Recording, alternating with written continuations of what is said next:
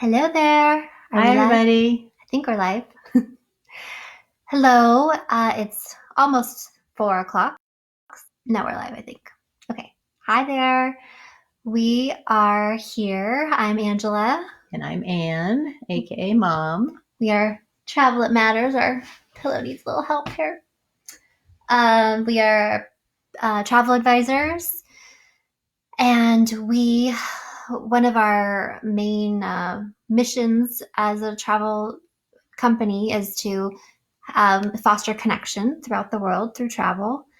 And so, since we cannot travel right now, we have created this 30-day connection challenge, and we are on day 18. If you are here with us, write a little hi to us. Let us know you're here. On the laptop, when we do this on the laptop, we can't see any likes in real time, only before on the phone. And if you saw our Facebook Live yesterday, the phone can be a little challenging Yes. for us both to fit on it, number one, and also because we were outside and we So sat on a stick. So we're back in the studio today. Yes. And we just completed day 3 of a virtual conference with our travel colleagues, and it was really informative and inspiring, and we have a lot of ideas to implement now that we're excited about. And we'll be talking about more of that later. And then we realized that yesterday was Earth Day, the 50th anniversary of Earth Day. So it's kind of. I think psychically, Yeah. we actually went and sat on the dirt. Yeah, we were in the Earth. We were or on the Earth. The Earth. So we felt the need to connect with Mother Earth yesterday, and without knowing the significance of the. Well, you knew it was Earth Day because she was on a webinar with Oceania Cruises, and you brought up.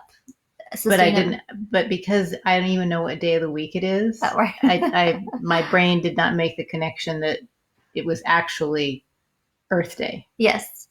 Well, yeah, her question for the cruise line was what their sustainability practices are as a company. And that is something that is very important to us as a travel company, is becoming aware of companies that, sustainability in travel has become a much more popular, I guess, is maybe a little more mainstream. Yeah. Kind of only certain people seem to think about it. And I think more and more people were becoming aware. And now with all of this that's happening, where we're seeing what the planet is like when everything's shut down, there's no judgment either here or there, but they're actually showing pictures that say, this is what the Earth looks like when we're completely up and running, and this is what it looks like now. There is a difference.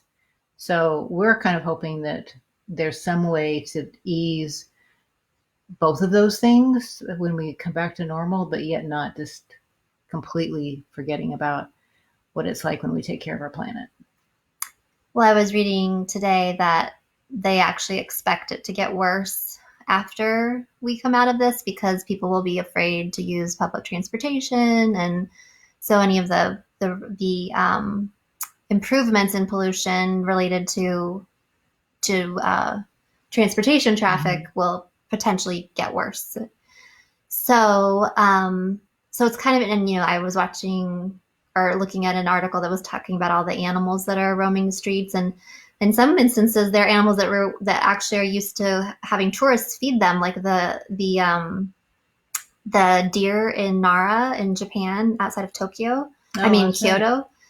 And so I'm going to share I have a Facebook album that I just made public that I'll put a link to from when I was in Kyoto in 2012. And it includes pictures of the deer there at Nara, in Nara. But so what are the deer doing? Well, the picture that I saw was they were. So when you're there, if anyone's been to Nara and to the Todaji, I believe is the name of the temple, Todaji. I don't know. I'm sure I'm butchering the pronunciation. These deer are insane. They'll eat paper, they just come crowd around you, and they're just crazy. And so the picture that I saw today was a security guard just standing there, and there was just 10 deer just saying, help me, help But me. they're like that even if there were tourists there. So Okay. I don't know. Wow. So I guess so that's kind of the state of the world, right? That things that while we're on pause, so it's interesting to see how the earth has and the animals have reacted to that.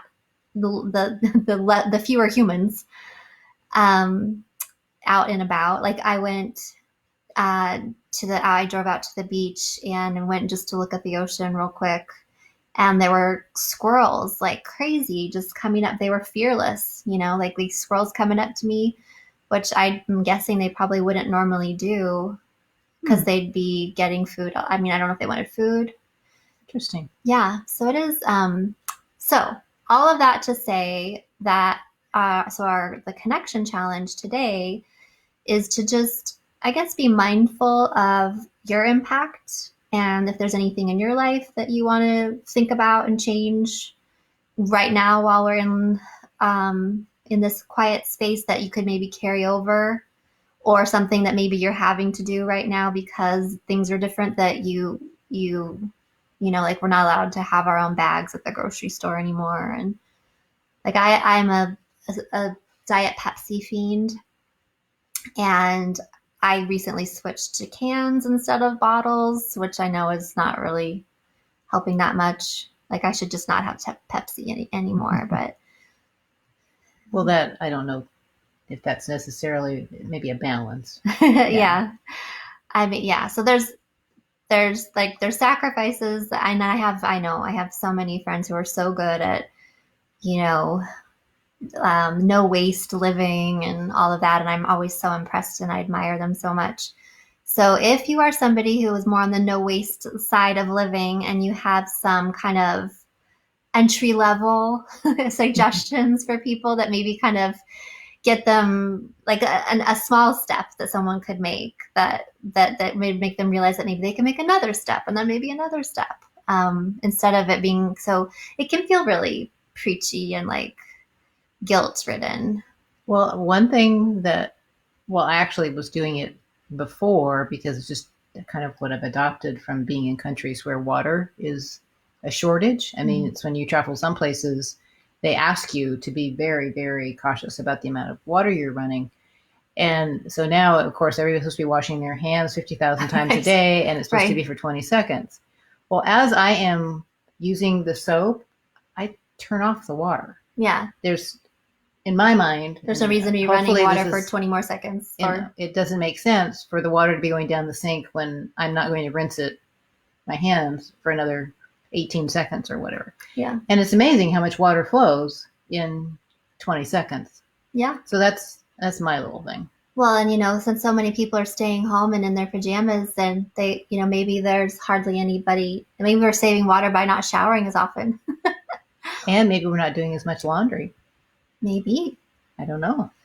Well, and so in the travel world, another way, so we try to partner and we try to match the appropriate client with the appropriate supplier, no matter what.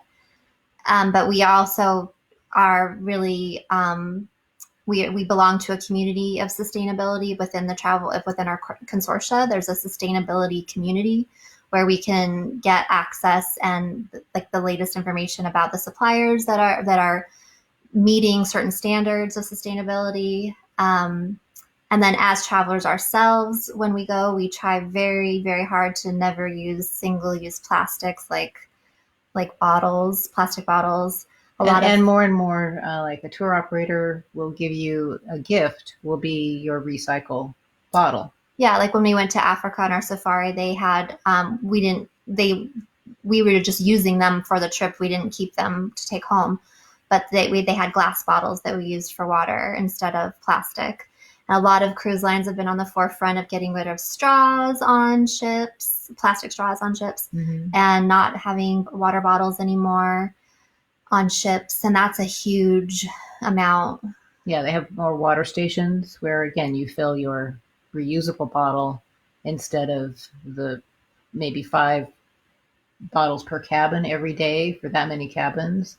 It's some really big number that can be used in a day. And when I went to Zanzibar recently, they warned us before we got there that you cannot have any single use plastic bags in your luggage. They won't let you in if they see that you have one into the country because they have a huge ban on single use plastic.